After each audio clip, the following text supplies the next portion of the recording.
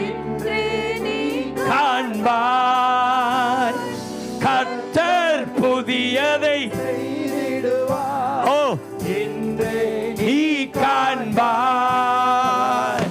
அலங்கிடவே வேண்டாம், அலங்கிடவே வேண்டாம்.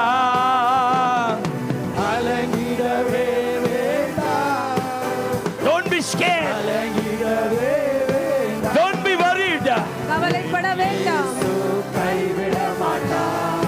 சொல்லுங்க, என் இயேசு கைவிட மாட்டார். சத்தமா சொல்லுங்க, இயேசு கைவிட மாட்டார். இன்னும் கொஞ்சம் சத்தமா.